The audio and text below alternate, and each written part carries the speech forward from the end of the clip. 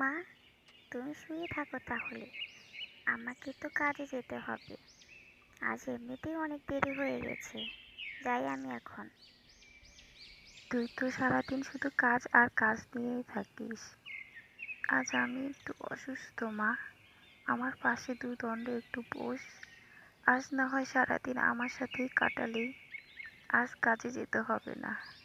ও বাড়ির গিন্নিকে বলে দিয়ে আস যে তুই আজ কাজে যাবি না। জমিদার বাবুর ওইখানে বলে দিয়ে আস, আজ সারাদিন তুই আমার সাথে থাকবি। আমি বুঝতে পেরেছি মা, কিন্তু আমার যার কোনো উপায় নেই। আমি তো জমিদার গিন্নিকে বলিনি, না হলে আজকে উনি কী করে সব কাজ করবে। আমার মতো হতভাগিনীর মার জন্য তোকে কত কাজ করতে হয়। এই ছোট্ট বয়সে তোকে যে কত কাজ করতে হয়, আমার খুবই কষ্ট লাগে। আচ্ছা যা, কাজে যা।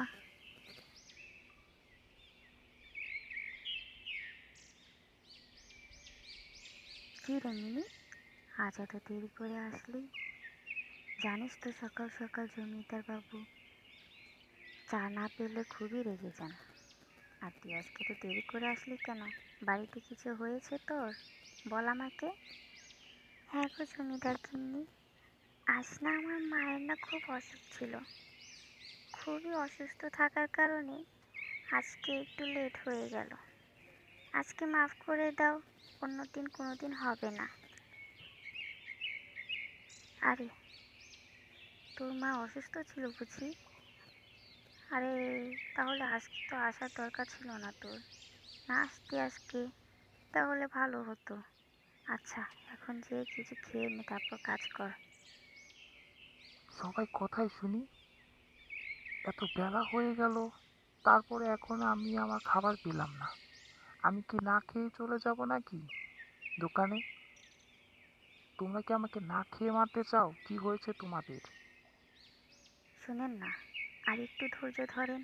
মেয়েটার বাড়িতে মা অসুস্থ, যার কারণে আজকে সকালে দেরি করে এসেছে। আমি ওকে খাইয়ে দাইয়ে রান্নাঘরে পাঠিয়েছি। এই রান্না হলো মাত্র। একটু সবুর করেন আপনি। তোমাকে নিয়ে আর পারা গেল না। এই ছোট লোকদের যে কেন এত মাথায় করে তুলে রাখো তুমি, সেটা আমি বুঝতে পারি না। আজ আমাকে দোকানে না খেয়ে যেতে হবে। তোমরা এই ছোট লোকদের দিয়েই তোমরা খাওয়া দাওয়া করো, আমার খেতে হবে না। যাই, জমিদার বাবুকে ডেকে আসি। আমার তো রান্না হয়ে গেছে, এখন তাকে খেতে দিলেই হবে। এই লোকটা না, এত এত মানুষের সাথে উঠা বসা করেও এখনো বুঝতে পারলো না মানুষের সাথে ব্যবহার করতে হয় কিভাবে। কেন যে এই মানুষটা এরকম, জানি না। কবে যে ঠিক হবে। কি, তুই এখানে দাঁড়িয়ে সব শুনেছিস আর মন খারাপ করছিস কেন? তুই তো জানিসই জমিদার কিরকম। ওর কথা বাদ দে না। তুই এখন যা, খাবারগুলো রেডি করে রাখ।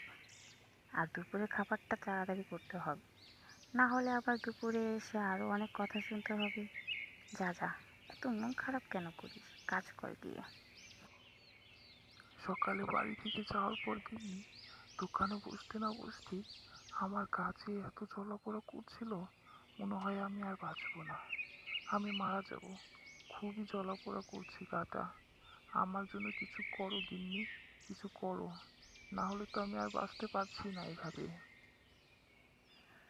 সকালেই তো বাড়ি থেকে ঠিকঠাকভাবে বের হলে, দোকানে যেতে না যেতেই এর কী হলো তোমার? তুমি একটু এখানে রেস্ট নাও, আরাম করো। আমি কবিরাজকে ডেকে নিয়ে আসছি। কবিরাজ ছাড়া তোমার কি করে চিকিৎসা হবে? তুমি এখানে দাঁড়াও, আমি এখনই ডেকে নিয়ে আসছি। জমিদার গিন্নি, এ তো বহুত মারাত্মক রোগ হয়েছে ওনার। উনি তো বাঁচা অসম্ভব, যদি না একটা ওষুধ পাওয়া যায়। তবে সেই ওষুধটা ওই ঘন জঙ্গলে পাওয়া যায় আমাদের গ্রামে, কিন্তু সেখানে শুধু নিষ্পাপ মানুষই যেতে পারবে, কারণ ওই জঙ্গল কোনো পাপিষ্ট লোক ঢুকতে পারে না, যে যায় সে মারা যায়। আমি যাব?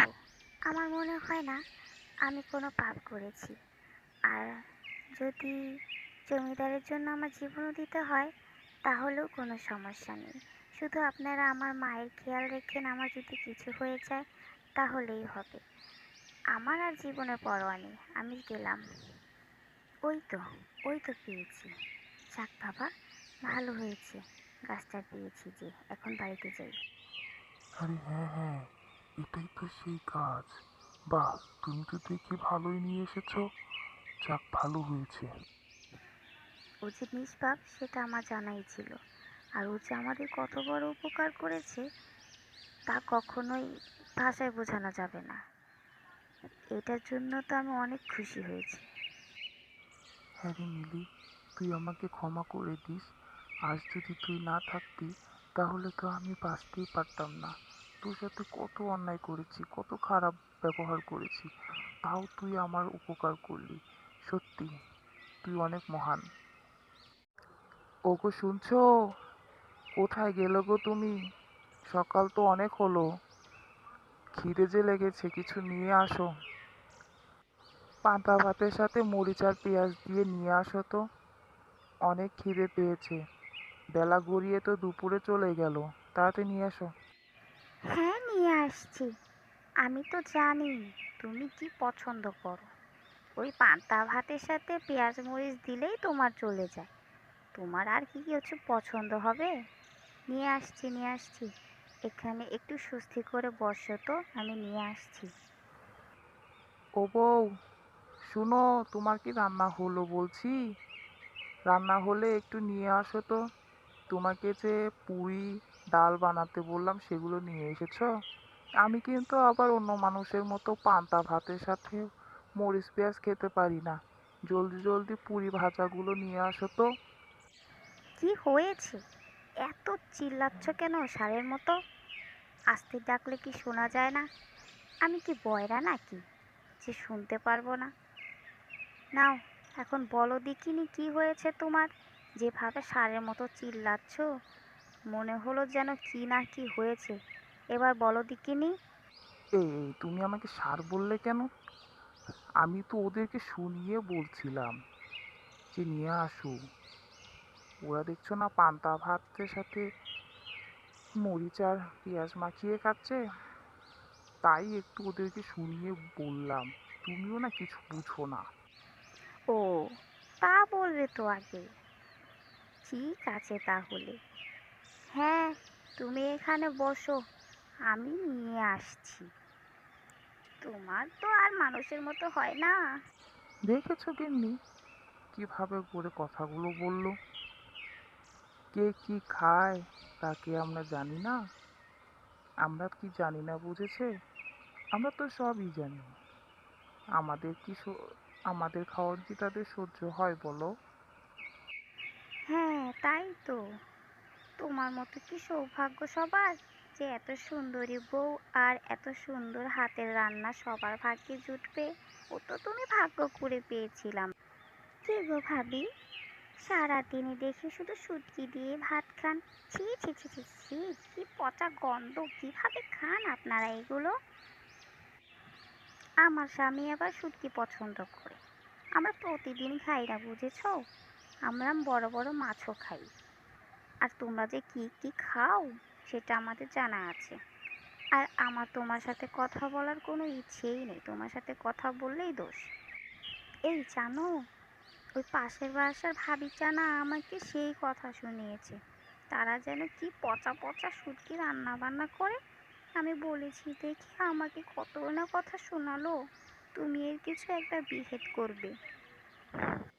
কি বললে? তোমাকে জানা তাই বলেছে? ঠিক আছে, আমি কালই এর একটা বিহিত করব।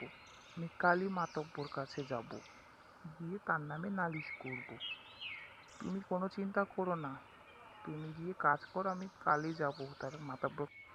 মাতব্বর সাহেব, ইনি প্রতিদিন খুবই পচা পচা শুটকি রান্না করেন, যার কারণে আমাদের পাশের বাসায় থাকাই যায় না।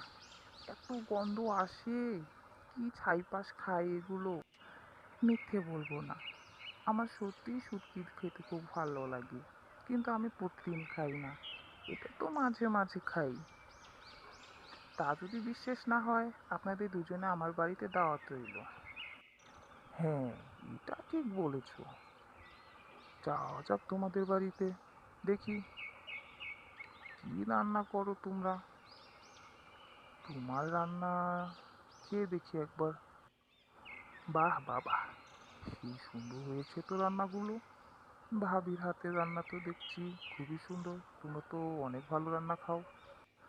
তা ভাই সাহেব, এখন কি বলবেন?